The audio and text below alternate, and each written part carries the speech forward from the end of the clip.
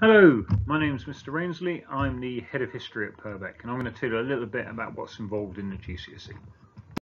Okay, so it's a pretty challenging GCSE. It's for students who are organised, hard-working, willing to always try their best, and we're going to keep you organised. You get 2 books to put all your notes in, okay, because there is a lot of notes and writing. It is an academic subject.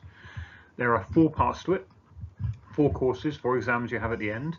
The first bit you start at the end of year 9, with understanding Germany in the period where their democracy failed and Adolf Hitler and the Nazis took over.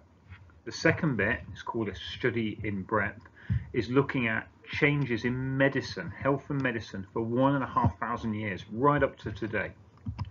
The third part of your course, we look at America, the USA, okay, and we see how that's developed as a nation in the last century, the 20th century.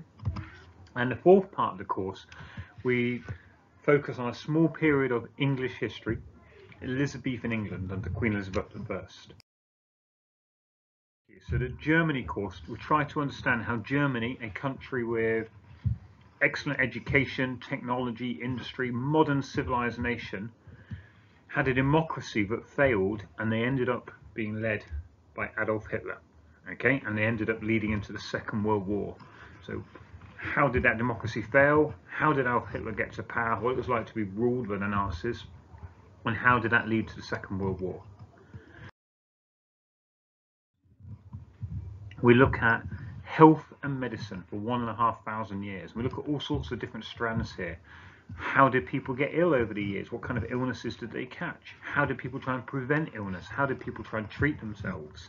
And sometimes it's a bit gory, again a bit gruesome. How has medical science and knowledge moved forward? How we developed ways of looking after the public, keeping them healthy and treating people in hospitals, right up to the NHS today. Third part of the course you study, okay, it's about America. You can't go away from the USA. It dominates our world today, and we look at all sorts of different aspects of life in America in the last century. We look at the deal that black Americans got, which was terrible to start with and has improved over time. We look at some of the problems America's faced, like the Great Depression, the Second World War, scandals, conflicts and wars, and we see how well they've dealt with those. We look at changes in society, so there's pictures of some hippies, top right. And we look at how America's interacted with the rest of the world, things like the Cold War and the Vietnam War.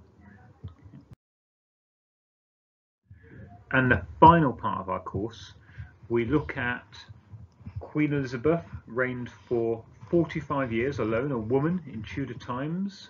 Okay, how did she deal with politics, religion, marriage? How did she stay in power and how did she stay on top? Okay, she's quite a character. Society at the time, how did rich and poor live? Shakespeare and the theatre, how did that develop?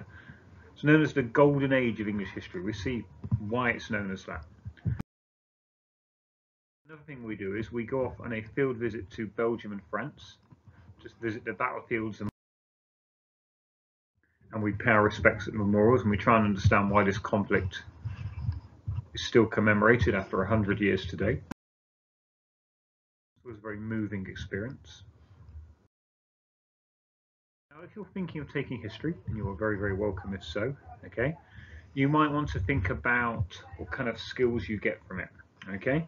And basically, history is amazing for any kind of job where you've got to handle lots of information, okay? You've got to make decisions, you've got to decide what information is useful or less useful, and any kind of job, you've just got to understand the world around you, why we are where we are, how it's come out like that, how things operate, okay? But mostly, history is just awesome. It's interesting, it's engaging, it's challenging. Everyone should study history. That's just my view, okay? Or if you need to know any more, speak to myself or your history teacher, or just ask any GCSE history student. They'll tell you, the challenge involved, the work involved, and how interesting they find it. Hope that's useful. What I'll do now is just a few more pictures. You can, okay? Things to think and reflect upon here.